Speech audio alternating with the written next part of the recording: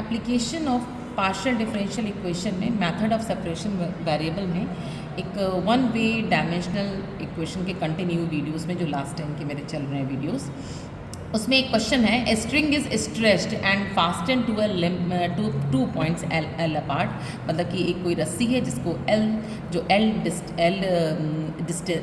Length की है, उसको हम x बराबर 0 होगा, ये x बराबर l होगा। उसको हमने क्या किया है, डिस्प्लेसिंग, उस लिखा हुआ है motion is started by displacing the string in the form of this. Started का मीन्स क्या होता है, अगर कोई मोशन स्टार्ट करा गया है इसका मतलब, और वो इस फॉर्म में स्टार्ट किया, स्टार्ट मीन्स t बराबर 0 पे हमारा इन क्वेश्चन में सिर्फ ये होता है मतलब कि हम कंडीशन कैसे रखेंगे। तो वेव इक्वेशन है इसलिए हमने फर्स्ट इक्वेशन को इस तरह से लिखा, वेव इक्वेशन ये होती है del 2y upon del t square is equal to c square del 2y upon del x square, where y is the displacement, y को हम लोग डिस्प्लेसमेंट बोलते हैं, एंड t को हम लोग टाइम बोलते हैं, एंड x को हम लोग पोजीशन बोलते हैं। ओके तो ये हमारी वेव इक्वेशन होती है वन डायमेंशनल, जिसमें पहली कंडीशन जो होती है, बाउंड्री कंडीशन जो होती है, वो x बराबर 0 पे ये 0 होगा, x बराबर l पे स्टार्टिंग और एंड पॉइंट पे डिस्प्लेसमेंट 0 होता है। ये सभी में वेव इक्वेशन को आपको रखना है। अब क्वेश्चन के हिसाब से देखिए, मोशन इज स्टार्टेड मतलब कि जस्ट स्टार्ट हुआ है, और किस फॉर्म में स्टार्ट हुआ है, y is equal to this. तो हमने स्टार्टेड का मतलब xt, t की जगह 0 रख दिया, और मोशन का डिस्प्लेसमेंट इस तरह से होगा। तो इसको हमने फोर्थ कंडीशन लिया, थर्ड हमने इसलिए इसको लिया है, यहाँ पे लिखा है रिलीज्ड एट टाइम, रिलीज मतलब कि छोड़ा गया है। छोड़ा गया मीन्स जैसे इनिशियल वेलोसिटी 0 होती है, जब किसी हम ऑब्जेक्ट को स्टार्टिंग से छोड़ते हैं तो उसकी हम लोग, आपने पढ़ा ही होगा, u इज इक्वल टू 0 करते हैं, initial velocity 0 and final velocity u v square is equal to u square plus 2j, हमने फेजेस में पढ़ा था।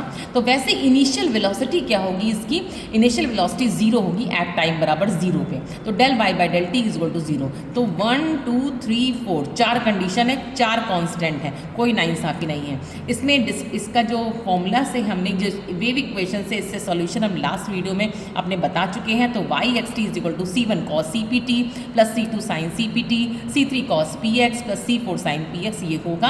आप फर्स्ट इक्वेशन से सेकंड डायरेक्टली भी लिख सकते हैं एग्जाम में, नहीं तो आप सॉल्व करके भी लिख सकते हैं, जब हम लोग k को माइनस पी स्क्वायर मानते हैं।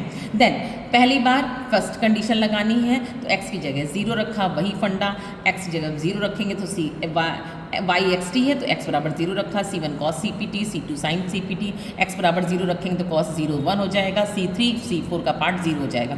तो यहाँ से दिस इंटू दिस बराबर 0 मीन्स c3 बराबर 0 होगा।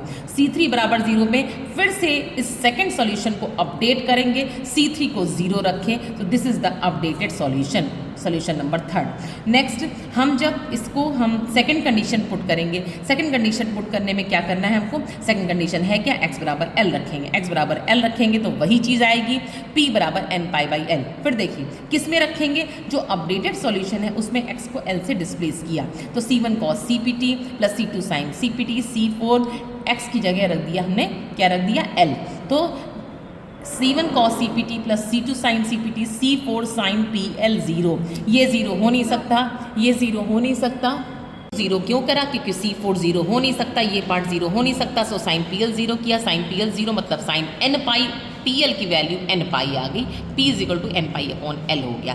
अब जब ये आया है तो फिर अगेन 3 में रखेंगे इसको, तो हम यहाँ पे देखिए ध्यान दीजिएगा, p की जगह n पाई बाई l रख दिया, तो again updated solution is solution number 4। Now अब हमें फोर्थ कंडीशन पुट करनी है, लास्ट सेकंड लास्ट कंडीशन है कौन सी, del y by del t, जो 0 दिया हुआ वो कंडीशन पहले रखा करो, ठीक है। तो del y by del t मतलब इसका हम डिफ्रेंशिएट करें, जो भी अपडेटेड सॉल्यूशन है तो इसका अगर हम डिफ्रेंशिएट करेंगे तो कॉस का t के रेस्पेक्ट में करना है ना, तो एक्स वाई टर्म का तो होगा नहीं, t के रेस्पेक्ट में करेंगे तो माइनस कॉस का माइनस साइन हो गया, और ये वाली टर्म कॉन्स्टेंट आगे आ गया, और कॉस का साइन का कॉस हो गया, ये हमारा इसका डिफ्रेंशिएट हो गया, और इसको ये सब कॉन्स्टेंट है क्योंकि x है, तो ये सब हमारा वैसे ही रहेगा, इसकी वैल्यू 0 होगी। इसकी वैल्यू 0 कब होगी, जब हम t को 0 रखेंगे, तो t बराबर 0 रखिए, डेल y डेल t बराबर 0। जब t बराबर 0 रखोगे तो ये 0 टर्म हो गई, क्योंकि साइन 0 0 हो गया, ये बचा, तो ये क्या हो जाएगा, c2c n पाई बाय l, n cos 0 1 हो गया, एंड c4 साइन n पाई x by l। Okay, this is what, this is zero. जब इसको हम ज़ीरो रखेंगे तो देखिए ये टर्म ये ज़ीरो हो नहीं सकती, नहीं सोल्यूशन ज़ीरो हो जाएगा, C4 ज़ीरो हो नहीं सकता। अब उसके बाद में बचा क्या हमारा, ये एक कांस्टेंट है CN⁴/L, तो बचा क्या, C2 बराबर ज़ीरो।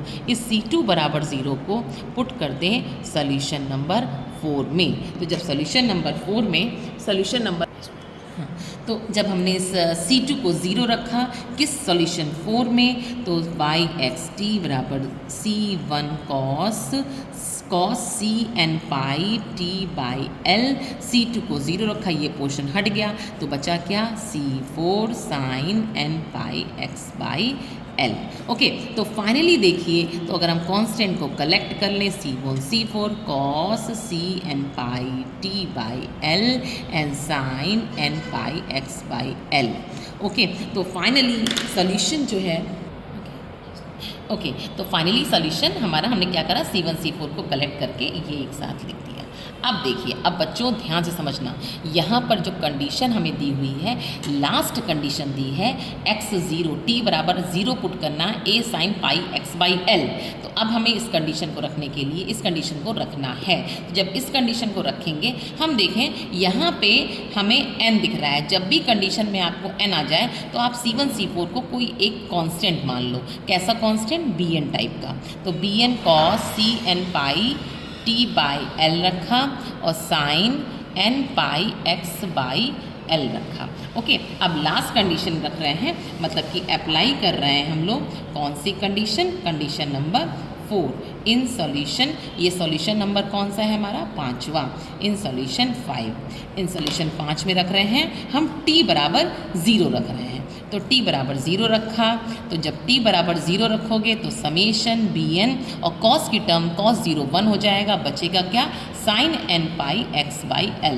अब जरा ध्यान दीजिएगा, इसको जब आप ओपन करोगे तो ये b1 आएगा, तो b1 sin πx/L होगा, नेक्स्ट b2 होगा sin 2πx/L होगा, एंड सो ऑन होगा। यहाँ पे इसकी वैल्यू क्या दी हुई है, a sin πx/L। तो जब इसको कंपेयर करोगे, we will get what, b1 की वैल्यू a हो गई, बाकी सारे b2 b3 b4 all are 0। इस b1 बराबर a को हम लोग रख देंगे कौन से सॉल्यूशन में, अपडेटेड सॉल्यूशन में। तो जब अपडेटेड सॉल्यूशन में नेक्स्ट जो 5th सॉल्यूशन जो अपडेटेड है वो है क्या मेरा, वो है y(xt) = अगर हम इसको ओपन करें तो b1 cos n की वैल्यू 1 रख रहे हैं, sin c/t/L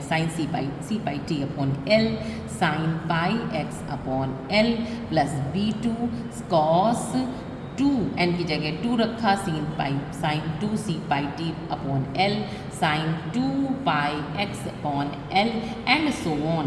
बट जब हम इसमें रखेंगे तो b1 a है और cos c/t/L sin πx/L, बाकी सब यहाँ पे 0 हैं क्योंकि b2 b3 ऑल आर 0। तो फाइनली जो सॉल्यूशन आ जाएगा वो आ जाएगा y(xt) = a cos c/t/L and sin πx/L। Okay, तो finally this is the solution जो कि हमें यहाँ पे प्रूफ करना था। Okay, thank you, please share, like and subscribe.